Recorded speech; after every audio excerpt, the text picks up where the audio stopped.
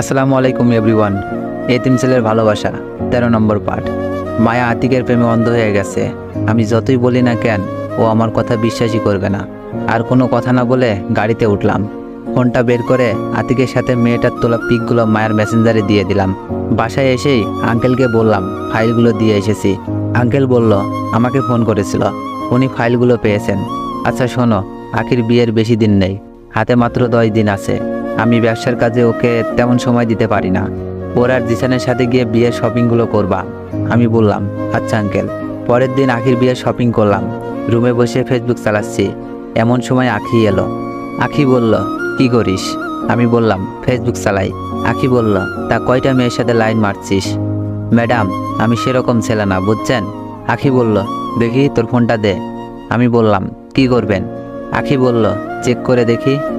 আখি ম্যাডামকে ফোনটা এগিয়ে দিলাম। কিছুক্ষণ টেপাটেপি করে বলল বাহ, তুই তো দেখি আসলেই ভদ্র। সেটা সবাই বলে। আখি বলল আসলে তোর সাথে আমি অনেক খারাপ ব্যবহার করছি, মাফ করে দে। আমি বললাম ম্যাডাম এসব কি বলছেন? আমি তো অনেক আগেই আপনাকে মাফ করে দিয়েছি। আখি বলল কয়েকদিন পর বিয়ে, এরপরে পরের ঘরে চলে যাব, তখন তোকে আর আব্বুকে অনেক মিস করব। আমি বললাম আমিও অনেক মিস করব। তা তোর মায়া কেমন আছে? মায়ের কথা বলেই আবার মন খারাপ করে দিল। আখি বলল ওই মন খারাপ করে আছিস কেন? মায়ের সাথে ঝগড়া হয়েছে নাকি? আমি বললাম তেমন কিছু না, এমনিতেই মন খারাপ, মিথ্যা বললাম।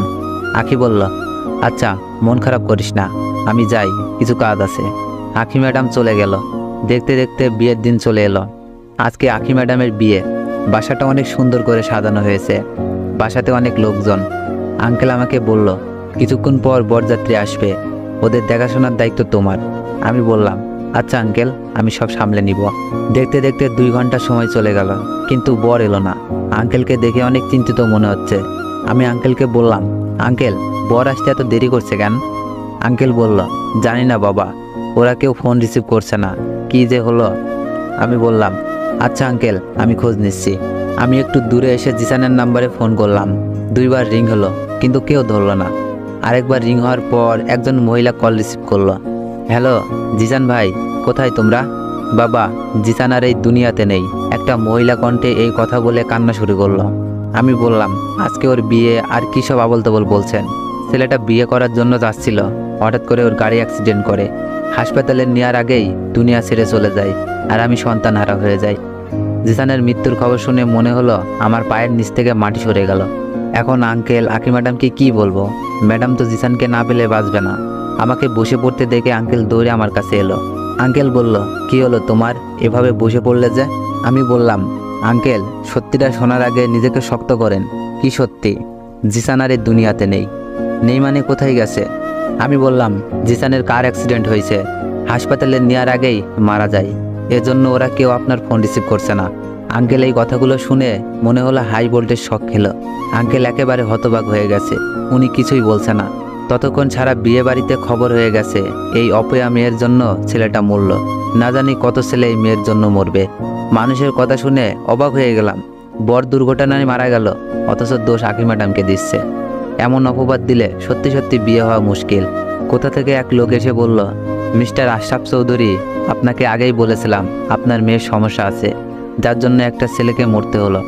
আরেকজন বলল এমন অপয়া মেয়ের জীবনেও দেখিনি, এমন মেয়ে বাড়িতে থাকলে আমাদের অভিশাপ লাগবে, যাই তাড়াতাড়ি। আরও মানুষ নানান কথা বলছে। আঙ্কেল খালি চুপ করে শুনে যাচ্ছে। কিছুক্ষণ পর আঙ্কেল সবার উদ্দেশ্যে বলল আমার মেয়ের বিয়ে আজই হবে, এবং আপনাদের সবার সামনেই হবে। আমি আঙ্কেলকে বললাম এত তাড়াতাড়ি বর কোথায় পাবেন? আঙ্কেল বলল কেন, তুমি তো আছো, প্লিজ বাবা না করো না, এতে আমার আর আমার মেয়ের সম্মান জড়িয়ে আছে। আমি বললাম আঙ্কেল আখি ম্যাডাম আমার বড়, আর তাছাড়া উনি জিসানকে ভালোবাসে, আমাকে মানবে না। আঙ্কেল বলল যদি আমার কথা না শোনো তাহলে আমার মরামুখ দেখবে বলে দিলাম। আমি বললাম ছোটবেলায় মা বাবাকে হারিয়েছি, এরপর বুঝছি মা বাবা ছাড়া বাঁচা কত কঠিন। এখন আপনাকে বাবার মতো পেয়েছি, এত তাড়াতাড়ি আপনাকে হারাবো না, আপনি যা বলবেন তাই হবে, তবুও মরার কথা বলবেন না। আঙ্কেল বলল আচ্ছা তাহলে গিয়ে রেডি হও, কিছুক্ষণ পর তোমার আর আখির বিয়ে পড়ানো হবে। সন্ধ্যার পর বিয়ের কাজ সম্পূর্ণ হলো। আমার বিয়ে হবে এজন্য সিয়াম, ফয়সাল আর ইমনকে ফোন করে আসতে বলি। হারামি 3টা অনেক জ্বালিয়েছে। রাত 10টা বেজে গেছে। ছাদে দাঁড়িয়ে সিগারেট খাচ্ছি। আর ভাবছি কি হওয়ার কথা ছিল আর কি হয়ে গেল। ইমন বলল, আরে শালা এখানে কি সারা রাত দাঁড়িয়ে থাকবি, বাসর করবি না? আমি বললাম, কবুল বলার সময় আঁখিকে দেখেছি, সে কি ভয়ানকভাবে তাকিয়েছিল। আমার তো এখনই কলিজা শুকিয়ে গেছে, সারা রাত তো পড়েই আছে। ফয়সাল বলল, বলদ, মেয়েরা অমন একটু করেই থাকে, তুই ভয় পাস না। সিয়াম বলল, আরে এত দেরি করিস কেন, ওরে ধরে নিয়ে গিয়ে রুমে দিয়ে আয়। এরপর হারামিগুলো জোর করে আঁখি ম্যাডামের রুমে ঢুকিয়ে দিল। রুমে ঢুকেই দেখি আঁখি ম্যাডাম কান্না করছে। ভয়ে ভয়ে আমি ম্যাডামের কাছে এগিয়ে গেলাম। ম্যাডাম বলে ডাক দিলাম, কান্না থামছেই না, কান্না করেই যাচ্ছে। প্লিজ ম্যাডাম, কান্না করবেন না। ম্যাডাম বলল, ভালোবাসা হারানোর কষ্ট তুই কি বুঝবি? তুই তো চাইছিস এই সম্পত্তির মালিক হইতে, তাই না? আমি তো সব প্ল্যান বুঝে ফেলেছি। তুই নিশ্চয়ই আমার জিসানকে মেরেছিস, না হলে আমার জিসান বেঁচে থাকতো। আমি বললাম, ম্যাডাম কী সব বলছেন, আমি কেন জিসানকে মারতে যাব? ঠাস করে আমার গালে থাপ্পড় মেরে দিল। আমি গালে হাত দিয়ে বসে বললাম। ম্যাডাম বলল, একটা কথাও বলবি না, চাকর চাকরের মতো থাকবি, আমার স্বামী হওয়ার চেষ্টা করবি না।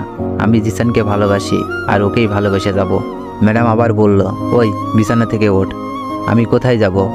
জানি না কোথায় যাবি, তবে আমার বিছানায় থাকতে পারবি না। আমি কোনো কথা না বলে সোফাতে শুয়ে পড়লাম। শালা আর একে তো ভালোবাসা পেলাম না, আবার যার সাথে বিয়ে হলো সে আমাকে ভালোবাসে না। কি আজব কপাল আমার। তাকে দেখি ম্যাডাম কত আরামে শুয়ে আছে, আর আমি ছোট সোফাতে শুয়ে আছি। কত শখ ছিল বাসর রাতে বিড়াল মারবো, কিন্তু উল্টো থাপ্পড় খেতে হলো। এসব ভাবতে ভাবতে ঘুমিয়ে পড়ি। তো এভরিওয়ান, নেক্সট চাইলে একটু বেশি বেশি কমেন্ট করুন আর একটু বেশি বেশি কপি লিঙ্ক করে দিন। ধন্যবাদ।